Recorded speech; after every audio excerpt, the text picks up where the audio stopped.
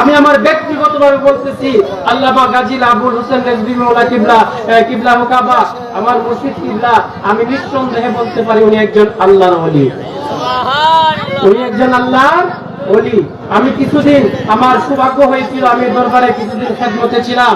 খেদমতে থাকাকালীন অবস্থায় আমার কাছ থেকে কয়েকটা জিনিস যেগুলা চিরতরে চলে গেছে, কারণ সুবহানাল্লাহ, কিগুলা চলে গেছে দেখেন।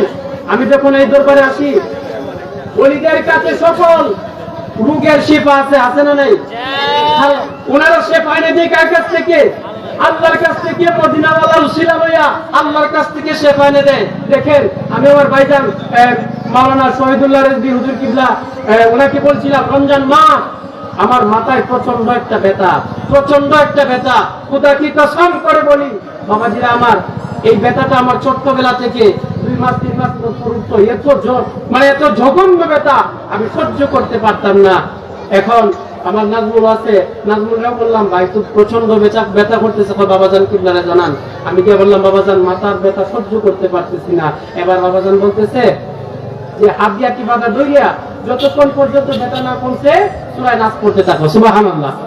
এখন 3 বার 5 বার 7 বার বেশি পড়লেও ব্যথা তো কমে না। বাবাজান কিবলা আবার দরবার থেকে বের হয়েছে। আমি গিয়ে বললাম, বাবাজান ব্যথা তো কমে নাই। বাবাজানকে আসেনি দেখি, এই জায়গায় একটা চাপ দিয়া ধরছে। আল্লাহু আকবার বলেন। একটা চাপ দিয়া ধরছে, ধরার পরে আপনার একটা ফু দিছে, দেওয়ার পরে বলছেন যান ঘুমাই থাকেন। আমি ঘুম থেকে উঠছি, আমার মাথার মধ্যে কোনো বেদনা নাই। এই যে ব্যথা গেল, আজকে এখান থেকে আমি গেছি প্রায় মনে হয় 1.5 বছর হয়ে গেছে। এই 1.5 বছরের ভিতরে আজ পর্যন্ত এই ব্যথা আসে নাই। আল্লাহু আকবার বলেন। মোহতারাম হাজিরিন, আমি আমার বাবাজান কিবলার কাছে আমি ঋণী হয়ে গেলাম। আমি আমার মাথাটাকে সিটি স্ক্যান পর্যন্ত করাইছি, ডাক্তার কবিরাজ কিচ্ছু ধরতে পারে নাই কেন ব্যথাটা আসে। সুবহানাল্লাহ। ওলিয়ার দরবারে আসলে পাওয়া যায় কি যায় না? মোহতারাম হাজিরিন, আমরা রেজভী মাওলার নামের তরি বাসায় আমরা চলে যাব কোথায়? জান্নাতে। সুবহানাল্লাহ বলেন। সুবহানাল্লাহ। কয়সারক মুর্শিদ নামের তরি রে সালো রে জিবিনা আমের তরি। আরে ওই তরিতে যাব আমরা, ওই তরিতে বব সাগর দেব, ওই আমরা পারি রে। তার মুর্শিদ নামের তরি রে সালো রে জিবিনা আমের তরি। ঠিক কিনা বলেন? ওই তরি দিয়া যদি আমরা চলে যাই, ওই তরির মধ্যে যদি আমরা উঠে যাই, ওই তরি আমাদেরকে কোথায় নিয়ে যাবে? ওই তরি আমাদেরকে জান্নাতে নিয়ে যাইব। চিৎকার মেরে বলেন সুবহান। বাবাজিরা আমার, এজন্য বাবাজান কিবলার কাছে আমি ঋণী। ভাইজান যখন আপনার চতুর্দিকে সাজসজ্জা করছে, ফেসবুকে শুধু দেখতেছি। গতবার আসার জন্য চেষ্টা করছিলাম, কিন্তু আসাটা খুব কষ্টকর হয়ে যায়, আসতে পারি না। আজকেও সকাল 10:30টায় বাসা থেকে রওনা দিছি। মনে করছিলাম ট্রেনে আসতে 10 মিনিটের জন্য ট্রেন মিস করছি। ওইটা মনে হয় 10টা ইঞ্চি বদলাইয়া আজকে হচ্ছে মোটামুটি টায়ার্ড আছি। যাই হোক, তারপরেও আপনাদের সামনে আসতে পেরে, বসতে পেরে, বাবাজান কিবলার দরবারে হাজিরা দিতে পেরে আমি নিজেকে ধন্য মনে করি। আপনারা আমার জন্য দোয়া করবেন, আমি আপনাদের জন্য দোয়া করব। আল্লাহ রাব্বুল আলামিন যেন রেজভী মাওলার উসিলায় আজকের এই উরুস মুবারকের উসিলায় আল্লাহ যেন আমাদের সকল বালা মুসিবত, সকল জরুরিয়ত, সকল অজুহাত দূর করে আল্লাহ রাব্বুল আলামিন যেন আমাদেরকে নেককার বানায়া, মাসুম বানায়া এই উরুস থেকে বের করেন। সকলে বলেন আমিন। আর একটা আওয়াজে বলেন আমিন।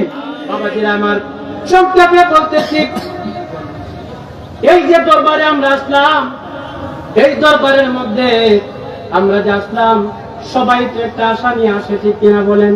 সবাই একটা আশা নিয়ে আসছে। কেন আসছেন?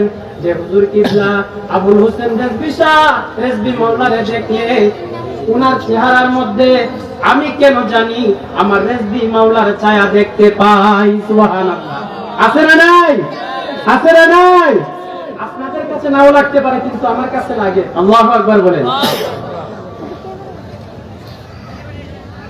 সালাতুন ইয়া রাসূলুল্লাহ, সালামুন ইয়া হাবিবাল্লাহ, সালাতুন ইয়া রাসূলুল্লাহ আলাইকুম, সালামুন ইয়া হাবিবাল্লাহ।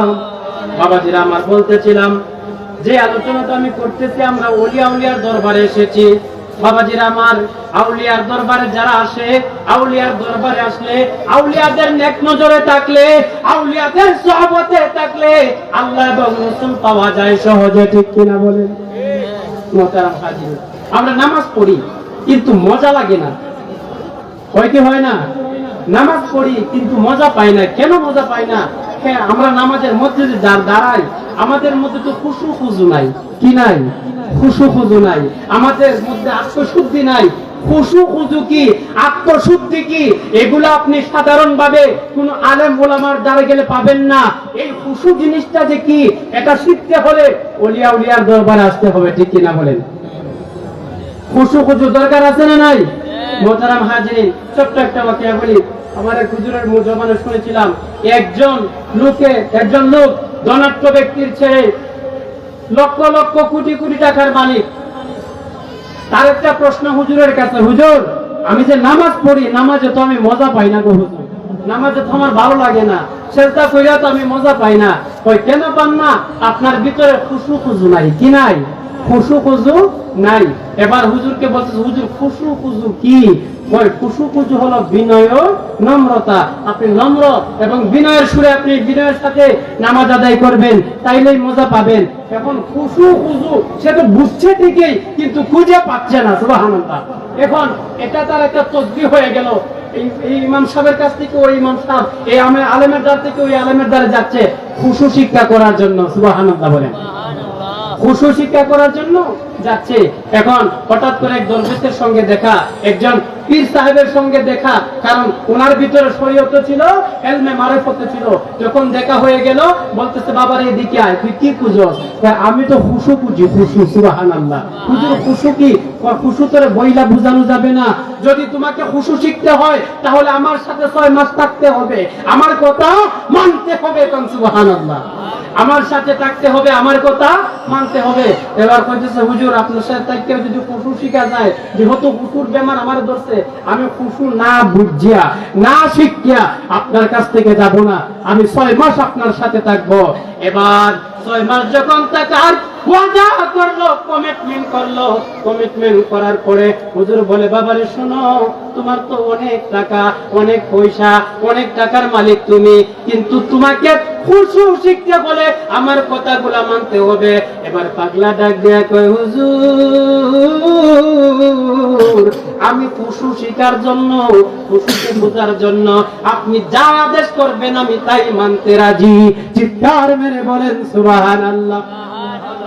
এবার হুজুর ডাক দিয়ে কয়, পাগলা রে শোনো শোনো শোনো, আজকে থেকে 6 মাস তুমি আমার দরবারের যতগুলা বাথরুম আছে, ল্যাট্রিন আছে, এগুলা তুমি নিয়মিত পরিষ্কার করবা। ওই হুজুর আমার বাড়িতে এই ল্যাট্রিন বাথরুম পরিষ্কার করার জন্য 2-4টা লোক থাকে হুজুর, তারপরেও খুশু যেহেতু শিখতে হবে, আপনি যে আদেশ দিচ্ছেন আমি মানব। সুবহানাল্লাহ। 6 মাস কি করলেন? ওয়াশরুম পরিষ্কার করলেন।